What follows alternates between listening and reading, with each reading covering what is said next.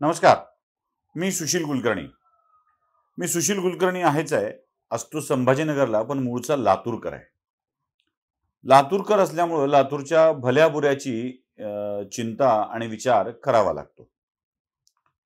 लातूरमध्ये लातूर पॅटर्न नावानी एक मोठी व्यवस्था सुरू झाली आहे. लातूर पॅटर्न म्हणजे शिक्षणाचा पॅटर्न. शिक्षणाचा कोणत्या? तर 11वी-12वीचा पॅटर्न. लातूरचे क्लासवाले आपली जाहिरात करतात. जाहिरात काय करतात? डॉक्टर, इंजिनियर घडविण्याची फॅक्टरी. अशी जाहिरातीतलं लाईन असते, कॅच लाईन असते. या फॅक्टरीच्यामुळे तिथे कामगारांची संख्याही वाढली. काही कामगार साऊथ मधून आले घडवणारे डॉक्टर आणि इंजिनियर, आणि कच्चा माल तर महाराष्ट्रभरातून येऊ लागला. काय? पोरांनी 10वी पास करायची, आपल्या शाळेत कुठतरी ऍडमिशन घ्यायचं, आजूबाजूच्या पास करायचं कॉन्ट्रॅक्ट घेऊन, आणि मग पीसीबी, पीसीएम किंवा पीसीएमबी अशा ग्रुपला चांगला स्कोर व्हावा म्हणून लातूरच्या क्लासला ऍडमिशन घ्यायचं. लातूरच्या क्लासवाल्यांनी ठरवून दिलेली एक सिस्टीम, SOP, आणि त्याच्यामध्ये ते घातलं की प्रोडक्ट डॉक्टर किंवा इंजिनियर होऊन बाहेर पडतं. हे अर्थात एवढं गाजलं की लातूरची एज्युकेशनची इंडस्ट्री फोफावली. जसं राजस्थानातल्या कोट्यामध्ये कोट्यावर पोरं ठेवली जातात, तशी लातूरला पोरं ठेवली जाऊ लागली. या पोरांची संख्या लाखांच्या घरात गेली. कारण एक मास्तर आपल्या एका बॅचमध्ये साधारण 2 ते 2,500 पोरांना शिकवतो.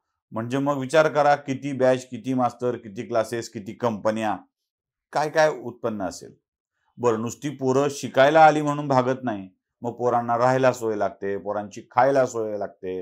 मग हॉस्टेल्स फोपावले, मग मेस फोपावल्या, आणि यामध्ये एक नवाच धंदा लातूरमध्ये उभा राहिला. मला या धंद्यावरती गंडांतर आणायचं नाहीये, हे वाईट चाललंय असं म्हणायचं नाहीये, पण एक व्हिडिओ तुम्हाला दाखवायचा आहे. कदाचित या व्हिडिओवर स्ट्राईक येण्याची शक्यता आहे, पण दाखवतो, मग या व्हिडिओविषयी बोलतो.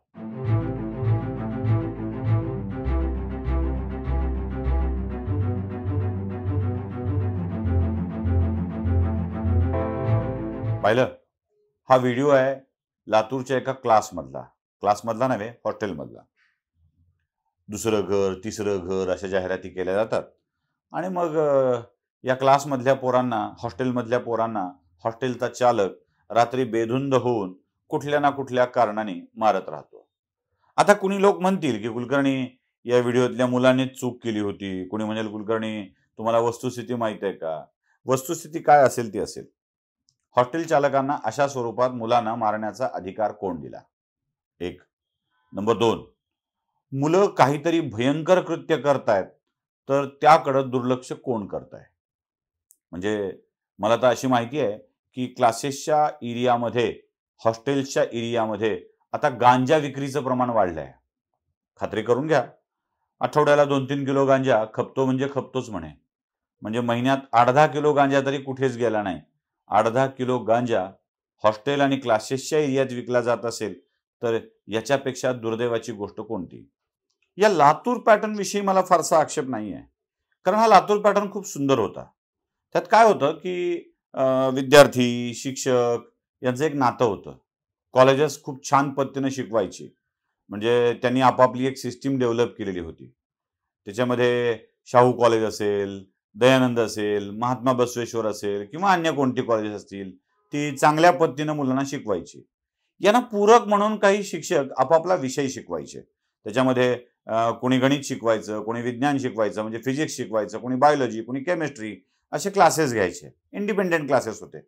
मग जालनापूरकर उत्तम गणित शिकवायचे, जोशी उत्तम गणित शिकवायचे, ओझा उत्तम बायोलॉजी शिकवायचे, कधी तपासे होते, तर कधी अजून कोणी होतं. अशा अनेक शिक्षकांची ही भली मोठी रांग सांगता येऊ शकेल, ज्यांनी या शिक्षण क्षेत्राला कमी शुल्कात उत्तम पद्धतीने शिकवण्याचं एक तंत्र अवगत केलं होतं. पोरांना हे पूरक असायचं.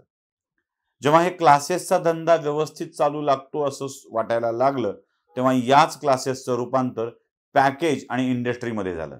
मग PCB एक ग्रुप एक क्लास, PCM एक ग्रुप एक क्लास, PCMB एक ग्रुप एक क्लास, असं करून पोरांना या सगळ्यामध्ये गुंतवलं जाऊ लागलं. मग काय, ऍडमिशन तुमच्या गावात, शिकवणी आमच्या गावात. आमच्या गावात 12च्या भावात अशी पोरांची अवस्था आली. या पोरांना आपल्याकडे खेचण्यासाठी भले मोठे होर्डिंग्स लावू लागले. मग जाहिराती होऊ लागल्या. डॉक्टर इंजिनियर घडवण्याची फॅक्टरी असं त्याला म्हटलं जाऊ लागलं.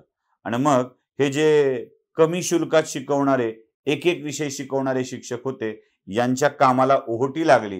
हे काळाच्या पडद्याआड गेले आणि वाढली ती एकूण पॅकेजवाली इंडस्ट्री. या पॅकेज इंडस्ट्रीला त्या परिसरातून समर्थन यासाठी मिळालं की ट्युशन एरिया नावाचा एक मोठा एरिया लातूरमध्ये डेव्हलप झाला. मग तिथल्या लोकांनी मनपाची परवानगी असो नसो 2-2, 3-3 मजली, 4-4 मजली इमारती बांधल्या. काही छोटी खोल्या बांधल्या. त्या छोट्या छोट्या खोलीत 3-3, 4-4 पोरं ठेवायला सुरुवात केली. प्रत्येकाला 5 ते 6 हजार रुपये घ्यायला सुरुवात केली. म्हणजे एक खोली 3 पोरं, अशा एका घरात 10 खोल्या, 30 पोरं तरी किमान, म्हणजे 1.5 लाख रुपये महिना काहीही न करता आरामात राहणाऱ्यांना मिळू लागला. खाऊ घालणाऱ्याला वेगळे पैसे मिळू लागले. म्हणून या क्लासेसला इंजिनिअरिंगची फॅक्टरी, डॉक्टरकीची फॅक्टरी म्हणून सन्मान मिळू लागला. जेव्हा अशा फॅक्टऱ्या उभ्या राहतात, MIDC उभी राहते. कुठल्याही MIDC वाल्याला विचारा, पुण्याजवळच्या रांजणगाववाल्याला विचारा, चाकणवाल्यांना विचारा, पलीकडे तिकडे कुरकुमवाल्यांना विचारा, संभाजीनगरमध्ये वाळूजवाल्यांना विचारा, नागपूरमध्ये मिहानवाल्यांना विचारा, सीताबर्डेवाल्यांना विचारा. त्या MIDC मध्ये आलेल्या फॅक्टरी, कामगार आणि गर्दीच्या सोबत एक गुन्हेगारी सुद्धा फोफावते. तशी गुन्हेगारी प्रवृत्ती लातूरमध्ये सुद्धा फोफावली. कारण पोरांसाठी कमिशन एजंट आले, पोरांच्या याच्यासाठी मेस आल्या. त्या मेसमध्ये कोण जावं यासाठीची व्यवस्था आली, टक्केवारी आली. पोरं आपल्याकडेच यावीत यासाठी गुंडागर्दी आली. आणि याच गुंडागर्दीनं प्रमाण वाढवलं ते खुनाचं सुद्धा.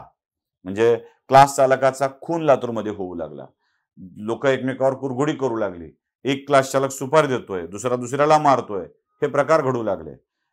उद्योगाच्या जागेवरती अतिक्रमण होऊ लागलं. उद्योगाची जागा क्लासेससाठी वापरल्या जाऊ लागली. त्यात RTI पडू लागले. मग क्लासेस हलवण्यासाठीची व्यवस्था सुरू झाली. मग RTI कार्यकर्त्याला संपवण्याची व्यवस्था सुरू झाली.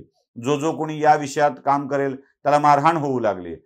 जर आपल्या बाजूने आला तर ठीक, नाही आला तर त्याला संपवा, अशी व्यवस्था होऊ लागली.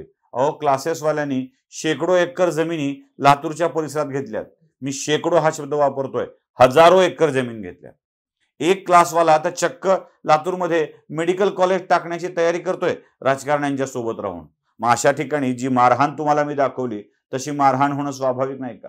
याला लातूर पॅटर्न म्हणायचं आहे का? हा लातूर पॅटर्न लातूरला एका भयंकर बेदिलीकडे घेऊन जाईल, एवढं लक्षात ठेवा. आणि पालकांनो, तुमच्या पोराला असा मार मिळणार असेल, त्याला असं ठोकलं जाणार असेल, तो गांजा घेणार असेल, तो वाममार्गाला लागणार असेल, तर आपल्या पोरांनी काय शिकायचं हा प्रश्न तुमच्या समोर आहे. तुमच्या समोर आहे. या सगळ्या जगात पोरांनी डॉक्टर इंजिनियर व्हावं यासाठी संघर्ष करणारे आपण पोराला गुन्हेगार करतोय का? पोराला नशेच्या आहारी घालतोय का? आणि या असल्या तीनपाट लोकांचा मार खायला लावतोय का? याचा विचार पालकांनी करायचा आहे. जून महिना जवळ येतोय, ऍडमिशनची प्रक्रिया सुरू होते. तुम्ही निर्णय घ्यायचा आहे. निर्णय तुमच्या हातात आहे. नमस्कार.